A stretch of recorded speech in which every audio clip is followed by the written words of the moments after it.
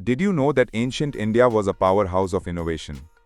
From flying machines to advanced surgical techniques, their technological advancements were truly groundbreaking.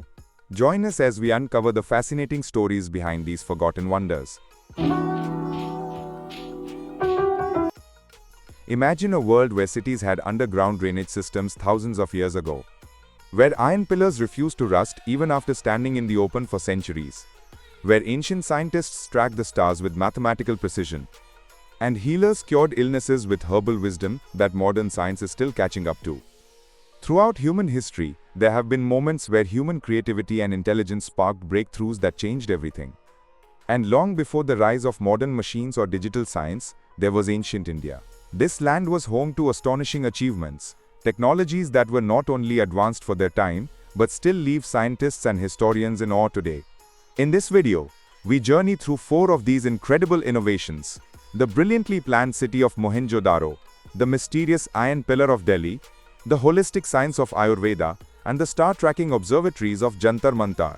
These aren't just ancient wonders, they're blueprints, timeless solutions that still inspire modern science, medicine, and engineering. Around 4,500 years ago, in the heart of the Indus Valley, something extraordinary took shape.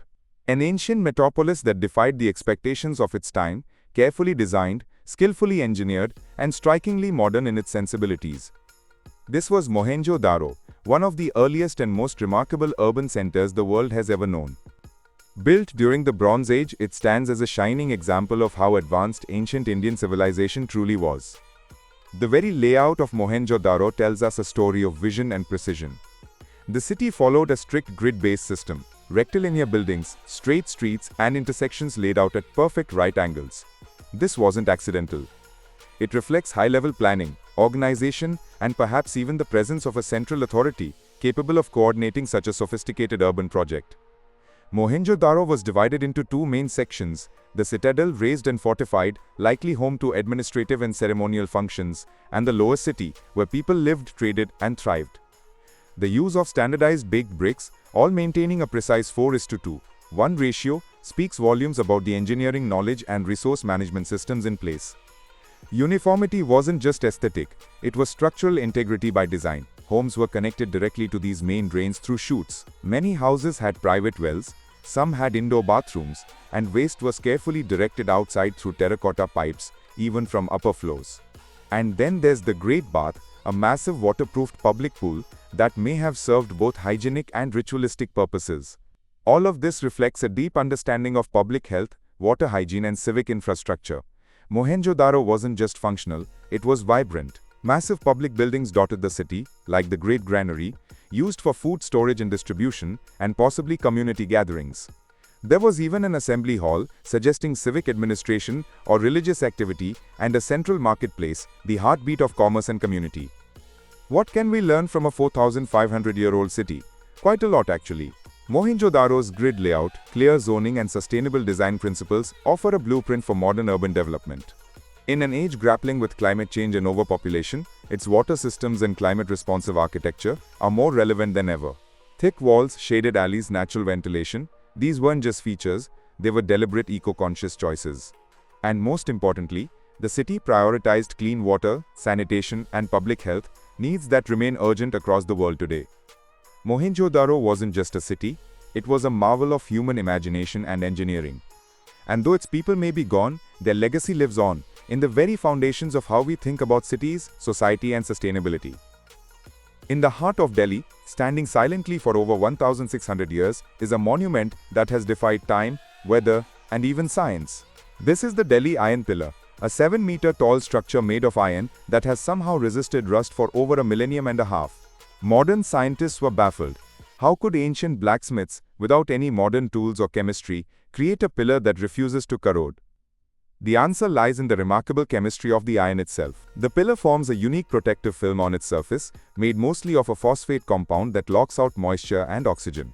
This film, called iron 3, hydrogen phosphate hydrate, formed because of one key ingredient, phosphorus, lots of it.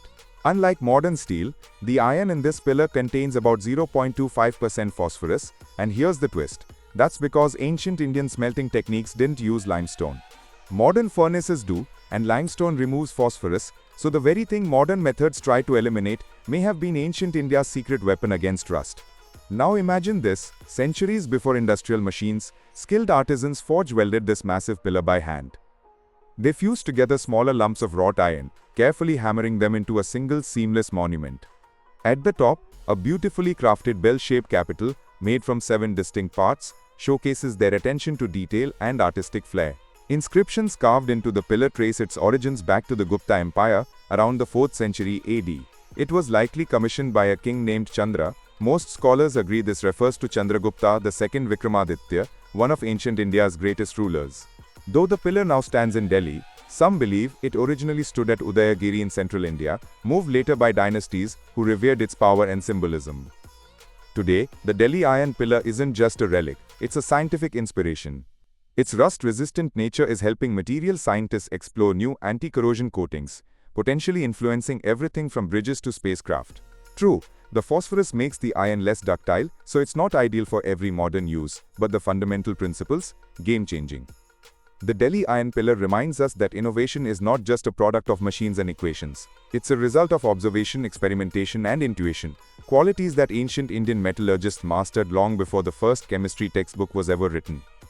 Long before modern hospitals and pharmacies, a healing system emerged from the heart of ancient India. A system so deep, so holistic, it came to be known as the mother of all healing.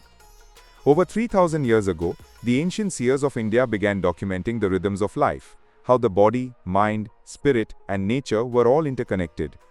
This wisdom was passed down orally for generations and finally found a home in the sacred Vedas. Ayurveda was not just medicine, it was a philosophy of living. The great Ayurvedic texts, the Charak Samhita, Sushruta Samhita, and Ashtanga Hriday, offered everything from healing herbs to advanced surgeries, centuries before modern science even began to imagine them. At the heart of Ayurveda lies a beautiful idea: balance. Everything in the universe, including you, is made of 5 elements. These come together in your body as 3 energies or doshas: Vata, movement; Pitta, transformation; and Kapha, structure. Your unique mix of these doshas is your Prakriti, your natural state of being. But when life pulls you off balance, when stress, food, or environment disturb your harmony, disease begins. Ayurveda doesn't wait for illness. It helps you live in balance, prevent disease, and awaken your inner vitality. Treatment isn't one size fits all. It's a personalized journey through herbs like Ashwagandha and Brahmi, mindful eating, detox therapies like Panchakarma, and practices like yoga and meditation. Every plant, every practice, every breath aims to restore your inner harmony. In today's world of chronic stress and lifestyle diseases, Ayurveda is making a powerful return. Across the globe, its wisdom is being rediscovered, not just in herbal supplements, but in the very way we think about wellness. Modern science is beginning to explore what ancient sages knew all along, that health is not just the absence of disease, it's balance, awareness, and connection. Ayurveda teaches us that healing begins not with pills, but with presence, with food that suits your body, with a breath that calms your mind, with a life lived in harmony with nature. In the heart of India, under the open sky, stands a time machine made of stone. Massive instruments, silent and still, yet built to track the heavens with astonishing precision. In the early 1700s, a king of science emerged, not wielding a sword but the power of intellect. Maharaja Jai Singh II, a ruler with a deep fascination for astronomy, was determined to unlock the rhythms of the cosmos. But instead of telescopes, he turned to stone. Massive, precise, eternal. He built 5 monumental observatories, each called Jantar Mantar, in Delhi, Jaipur, Ujjain, Mathura, and Varanasi. At their core were instruments unlike anything the world had seen. Brihat Samrat Yantra, the largest stone sundial on earth, accurate to within 2 seconds. Jai Prakash Yantra, a sunken hemisphere to map the position of stars. Rama Yantra, used to measure altitude and azimuth. Misra Yantra, a world clock, showing time across multiple cities. Each structure was aligned to the sky with exquisite precision, measuring time, eclipses, and planetary paths, with nothing but sunlight and stone. Why build such colossal tools when Europe had telescopes? Perhaps Jai Singh believed that what's carved in stone is not only precise, but eternal. Naked eye instruments could be calibrated, maintained, and passed down, a lasting legacy rooted in cultural continuity. His goal?